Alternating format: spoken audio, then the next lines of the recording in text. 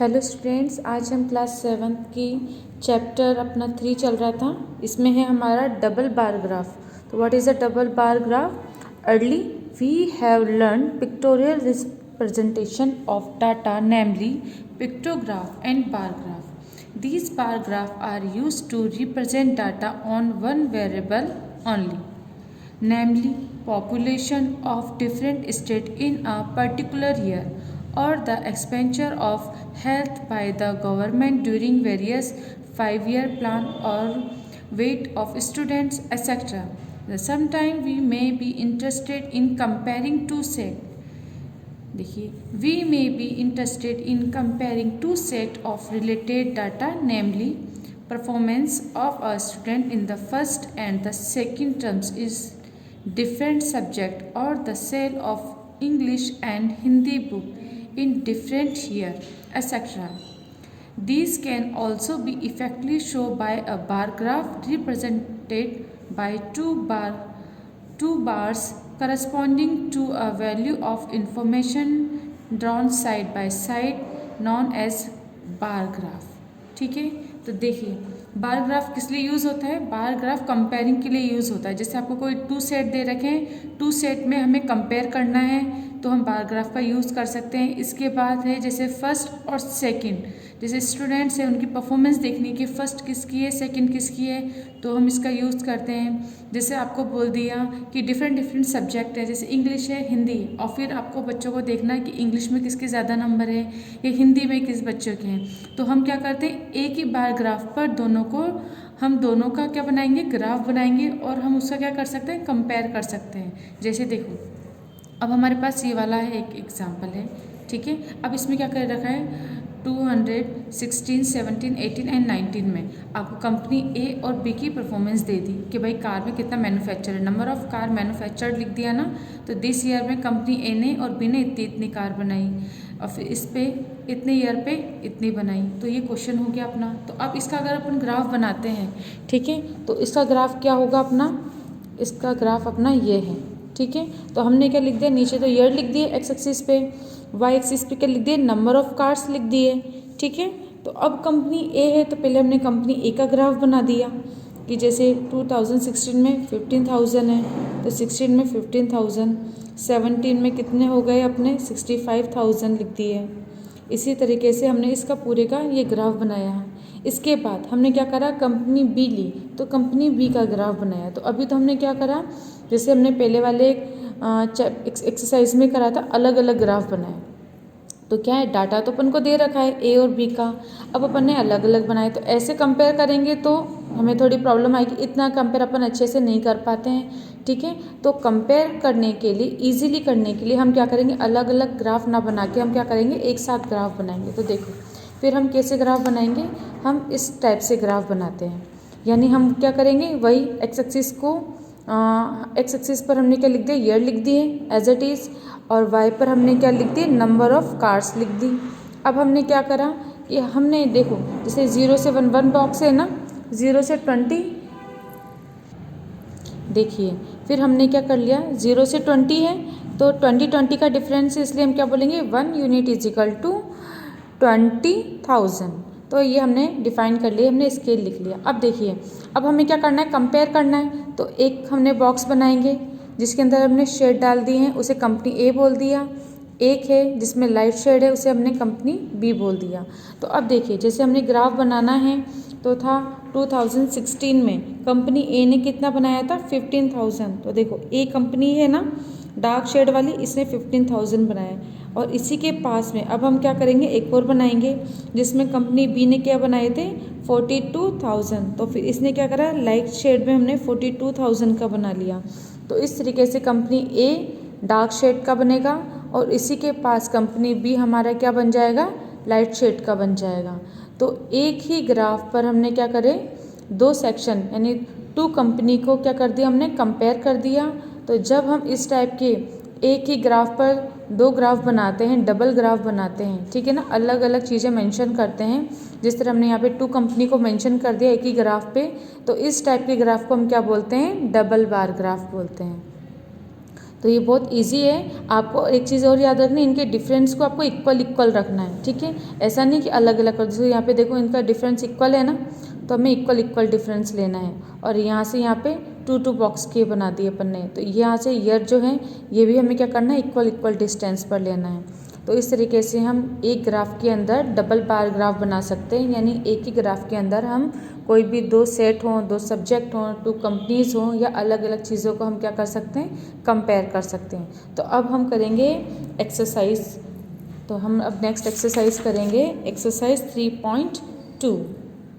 तो देखिए 3.2 क्या है हमारी, 3.2 के अंदर है use an approximate scale and draw a double bar graph for the data given below. देखिए तो हमने क्या करना है, यूज़ एन अप्रोप्रिएट स्केल करना है। तो अब हमें क्या दे रखा है, ये एक बार ग्राफ दे दिया, मतलब आपको इसमें पूरा डाटा दे रखा है। अब इसका क्या करना है, हमें डबल बार ग्राफ बनाना है। देखो डबल बार ग्राफ बनाना है हमें। तो अब ये जो हमारा ग्राफ है ये किसको रिप्रेजेंट कर रहा है, ये कर रहा है enrolment of students in dance and drawing courses. तो देखिए जब भी एक हमें कुछ भी इन्फॉर्मेशन देते हैं तो ऊपर ये जो लिखा रहता है ना टाइटल, ये क्या कहलाता है, ये क्या शो करता है, ये शो करता है हमारे बार ग्राफ को कि बार ग्राफ किससे रिलेटेड है। तो बार ग्राफ किससे रिलेटेड है, enrolment of students in dance and drawing courses. अब देखिए यहाँ पर हमको ईयर दे रखे हैं, ईयर ऑफ एनरोलमेंट कोर्सेज, ठीक है, ये डांस का हो गया और ये ड्राइंग का हो गया। तो अब हम इसका क्या करेंगे, अब हम इसका ग्राफ बनाएंगे। तो देखिए अब हम क्या करेंगे, सबसे पहले एक्स एक्सिस लेंगे। एक्स एक्सिस पे हमने क्या कर दिए, ईयर नोट कर दिए, और देखो सेम डिफरेंस पर नोट कर रहे हैं, ठीक है। उसी तरीके से वाई एक्सिस लेंगे अपन। वाई एक्सिस पर हम क्या करेंगे, एनरोलमेंट ऑफ स्टूडेंट्स। तो हमने क्या करा, 0 से 100, 200, 300, 400, 500 एंड 600 का कर देंगे। और ये हमारी क्या है, वाई एक्सिस है। अब देखो हमें क्या दे रखा है, डांस और ड्राइंग दे रखी है ना। तो डांस को हमने एक बॉक्स में शेडेड कर दिया, और ड्राइंग का हमने क्या कर दिया, ड्राइंग को हमने खाली रखा, ठीक है। तो हमने इस तरह से 2 बॉक्स बना दिए। अब एक ग्राफ को तो हम शेड से बनाएंगे और एक ग्राफ को हम क्या बनाएंगे, सिंपल बनाएंगे। देखिए और ये ग्राफ हमारा किससे रिलेटेड है, उसका टॉपिक भी ऊपर लिखेंगे अपन, enrolment of student in dance and drawing courses. अब देखिए हम ग्राफ बनाते हैं। तो फर्स्ट है अपना, आप देखिए आपको क्या दे रखा है, 2030 में डांस कितने अपने 300 और ड्राइंग है अपनी 450। तो अपन करते हैं, ठीक है। तो फर्स्ट है 2013 में ड्राइंग, पहले डांस का लेंगे, डांस का क्या है 300। तो देखो सबसे पहले अपन चलेंगे डांस का 300 ये रहा। तो अब हम क्या करेंगे, हाफ। अब जैसे यहाँ से यहाँ तक 1 सेंटीमीटर का है ना, तो अपन हाफ ले लेंगे, ठीक है ना, क्योंकि हमको क्या बनाना है, इसके अंदर 2 ग्राफ बनाने हैं। तो फर्स्ट अपन ले लेंगे यहाँ से यहाँ तक का, और इसे अपन क्या करेंगे,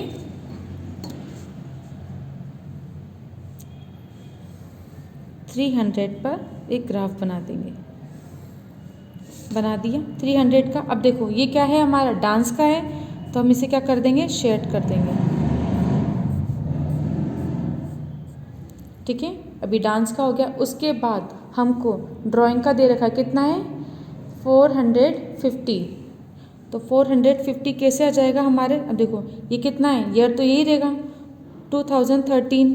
अब हम क्या करेंगे, 415 कहाँ चलेंगे और आगे चलो, और यहाँ पर इस पॉइंट पर हमारे क्या आ जाएगा 415।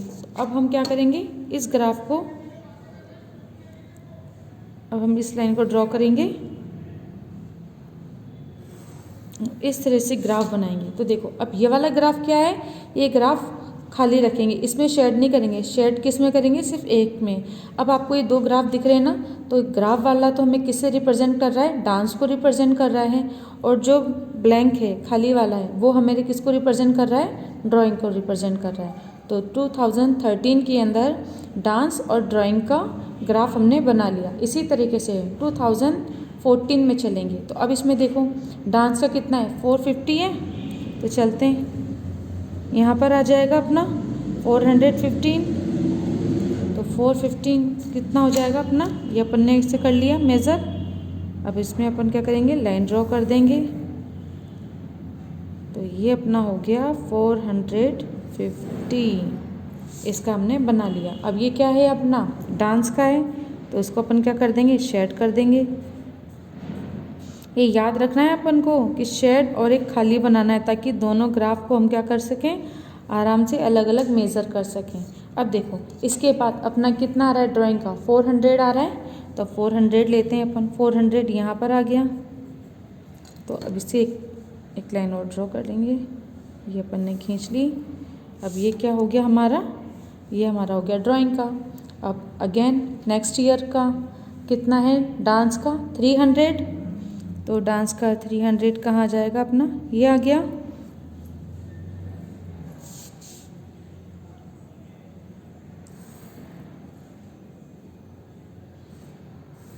ये अपना 300 हो गया। इसको फिर शेड कर देंगे, क्यों, क्योंकि ये डांस का ग्राफ है। अब नेक्स्ट ड्राइंग का, ड्राइंग में कितने हैं अपने 350, तो 350 कहाँ हैं हमारे, यहाँ पर हैं।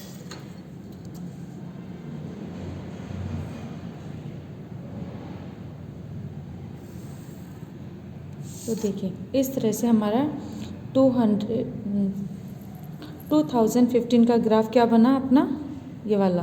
अब इसी तरह से नेक्स्ट ईयर का चलेंगे, तो हमारा डांस का कितना है 350, तो चलो कितना हो जाएगा, ये यहाँ पर आ जाएगा ये 300, और ये हमारा कितना हो जाएगा, ये वाला, ये पॉइंट आ जाएगा। ठीक है, तो 350।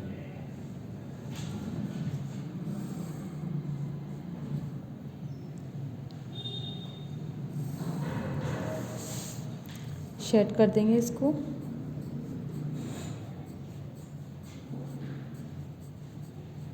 इसके बाद ड्राइंग का कितना है 400 है, तो 400 हमारा ये आ गया।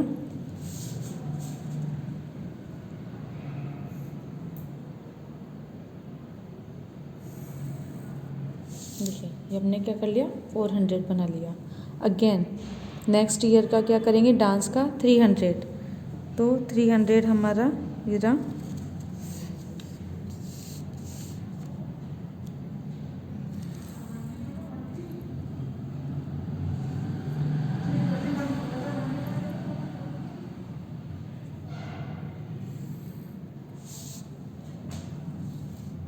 शेड करेंगे इसको भी, क्योंकि ये क्या है हमारा डांस का है। इसके बाद ड्राइंग का कितना है अपना 250, तो 250 कहाँ जाएगा हमारे, यहाँ पर है।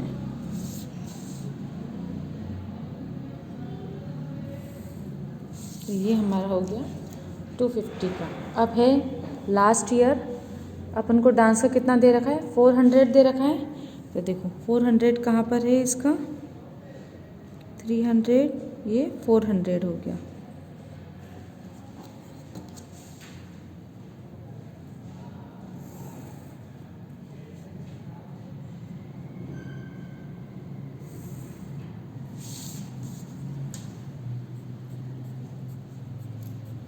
शेड करेंगे इसको हम, डांस का है। इसके बाद नेक्स्ट है अपना ड्राइंग का कितना है 350, तो 350 हमारा कहाँ है, इन दोनों के मिड में है, तो ये आ जाएगा।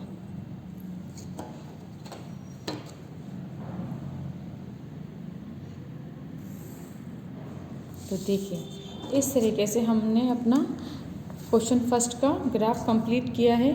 तो आपको याद रखना है, एक्स एक्सिस पे हमेशा ईयर लिखेंगे, वाई एक्सिस पे अपन ने नंबर लिख दिए। इसके बाद हमने ग्राफ बनाया, तो देखो इसमें दोनों रिप्रेजेंट हो रहा है। ये जब आप ऐसे बनाओगे ना, तो ये लिखना ज़रूरी है, एक को शेड में और एक को खाली। और ये शेड किसको रिप्रेजेंट कर रहा है, डांस को, और खाली वाला किसको कर रहा है, ड्राइंग को। तो इसको लिखना ज़रूरी है, वरना अगर मानो आपने ये नहीं लिखा और डायरेक्ट ऐसे बना दिया, तो कैसे पता पड़ेगा टीचर को कि कौन सा ग्राफ किसका है। ठीक है, तो टीचर आपकी क्या कर सकते हैं, नंबर कट कर सकते हैं। इसलिए आपको क्या करना है, ग्राफ बनाना है, बिल्कुल क्लियर ग्राफ बनाना है, एकदम साफ होने चाहिए। साथ ही आपको क्या करना है, हर एक चीज़ को मेंशन करना है कि वाई एक्सिस क्या है, एक्स एक्सिस क्या है, ये ग्राफ है, कौन से ग्राफ किसको शो कर रहे हैं, ग्राफ किससे रिलेटेड है वो भी लिखना है, फिर स्केल भी लिखना है। 1 यूनिट इज इक्वल टू कितने हैं अपने 1 unit is equal to 100 student. तो देखो यहाँ पर है कितना है 0 से 100, 100 से 200, अलग अलग होता जा रहा है ना। तो इस तरीके से हो जाएगा हमारा। तो आप इस तरह से क्या कर लोगे, पूरा लिख लो। और देखिए यहाँ पर हम क्या करेंगे, किंक बनाएंगे। क्यों? क्योंकि 100 से स्टार्ट हो रहा है ना, अब 0 से 100, यहाँ तो 100 का है लेकिन यहाँ पर 200, ठीक है ना, 100 का, लेकिन बॉक्स एक अलग हो गया ना। तो थोड़ा ये बना देना आप किंक, और फिर इसके बाद आप स्टार्ट कर देना कि यहाँ से यहाँ तक 2 बॉक्स किसके बराबर हो गया अपना। यहाँ पर 1 सेंटीमीटर की जगह आप क्या लिखोगे, 2 यूनिट, है ना, क्योंकि 1 यूनिट तो यहाँ से यहाँ तक होगी, ये तो 100, लेकिन यहाँ पर तो 2 यूनिट 100 के बराबर है, इसलिए इसको किंक बना देना ताकि इनका डिफरेंस अलग हो गया। अब यहाँ 100 से अपन स्टार्ट कर रहे हैं और ये 1 बॉक्स 2 बॉक्स यानी 2 यूनिट बराबर 100 स्टूडेंट आ जाएगा। ठीक है, तो इस तरीके से ये क्वेश्चन अपना कंप्लीट होता है। इसका अब आप बी और सी पार्ट आप खुद करेंगे। देखिए क्वेश्चन नंबर 2 है अपना, the double bar graph shown alongside compare the sale of 4 times in 2 consecutive weeks. Read the graph carefully and answer the question that follow. अब आपको एक क्या दे रखा है, ग्राफ दे रखा है। तो यहाँ पे क्या है, सेल्स ऑफ 4 आइटम्स, ठीक है। तो 4 आइटम्स क्या है अपने, calculator, laptop, watch and DVD players. अब देखिए इसके बाद यहाँ पर क्या हो रही है, यहाँ पर वाई एक्सिस पे हमने क्या लिख दिया, सेल्स लिख दिए, नंबर ऑफ सेल्स, और एक्स एक्सिस पर हमने calculator, laptop, watch and DVD player लिख दिया। अब देखो यहाँ पे हमें 2 ग्राफ मिल रहे हैं ना। तो 2 ग्राफ में जो फर्स्ट वाला है हमारा, ये क्या है, फर्स्ट वीक। जो हमारा डार्क वाला है वो फर्स्ट वीक का है और जो लाइट वाला है वो हमारा सेकंड वीक का है। तो आपने शो कर लिया ताकि आप कंपेयर कर सको। तो देखो जैसे इस बुक में भी अलग अलग कलर से कर रखा है ना, वैसे हमें भी अलग अलग कलर से बनाना रहता है। तो हम एक को शेड कर देते हैं और एक को खाली छोड़ देते हैं। इसके बाद स्केल ज़रूरी है, तो स्केल 1 यूनिट बराबर क्या है अपना 20 आइटम्स ऑफ ईच। तो देखो 20 का है ना डिफरेंस, तो हमने क्या लिख दिया 20 आइटम्स फॉर ऑफ ईच। अब देखो ये तो हमारे हो गए, नीचे हमारे एक्स एक्सिस पे आइटम हो गए, वाई एक्सिस पे सेल्स हो गई। अब फर्स्ट क्वेश्चन क्या है हमारा, by what number the sale of DVD players dropped since the first week. First week में उसने कितना ड्रॉप किया, ठीक है। तो देखो सबसे ज़्यादा डीवीडी है ना, डीवीडी का। अब यहाँ पर जो अपना फर्स्ट वीक में कितना लिया इसने, फर्स्ट वीक में देखो कितना है अपना 50 है। तो हम क्या लिखेंगे, the sale of DVD player first week कितना है अपना 50 है, 50 लिखा। उसके बाद the sale of DVD player आ रहा है, सही है ना, सेकेंड वीक।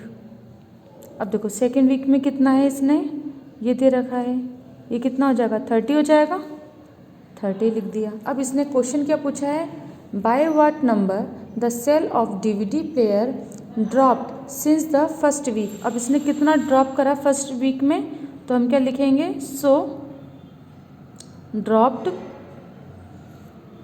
बाय, या बोलो आप इन फर्स्ट वीक। अब देखिए तो हम क्या करेंगे 50 माइनस 30 कर देंगे, क्योंकि 50 में तो जो फर्स्ट वीक था उसमें तो उसने कितना करा सेल 50, सेकेंड वीक में उसने 30 करा, तो कितना ड्रॉप कर दिया उसने फर्स्ट वीक में 50 माइनस 30 इज इक्वल टू 20। तो अपना आंसर कितना आ जाएगा 20। इसी तरीके से अब सेकेंड क्वेश्चन है, what is the total sale of laptop in the fortnight. अब देखो हमें टोटल सेल बतानी है, तो हम क्या करेंगे, sale of laptop in first week कितनी हुई। अब देखो लैपटॉप में फर्स्ट वीक सेल कितनी हुई है अपनी 30 हुई है ना, तो 30 again sale of laptops in second week. अब सेकेंड वीक में लैपटॉप की कितनी सेल हुई है, 20 हुई है। और इसने क्या पूछा है कि टोटल सेल, तो हम क्या लिखेंगे, टोटल सेल्स ऑफ लैपटॉप कितनी हो जाएगी अपनी, 30 + 20 = 50। तो इसका आंसर कितना हो जाएगा अपना 50। अब है सी में आपको क्या करना है, which item has the maximum sale in 2 weeks. तो सबसे ज़्यादा सेल्स किसकी हुई है, किस आइटम की हुई है, देखो कैलकुलेटर की। फर्स्ट वीक तो 40 और सेकेंड वीक कितनी हुई है अपनी 50, ठीक है। तो 40 और 50 कितना हो गया अपना, ऐसे इसमें राइट रफ में कर लो।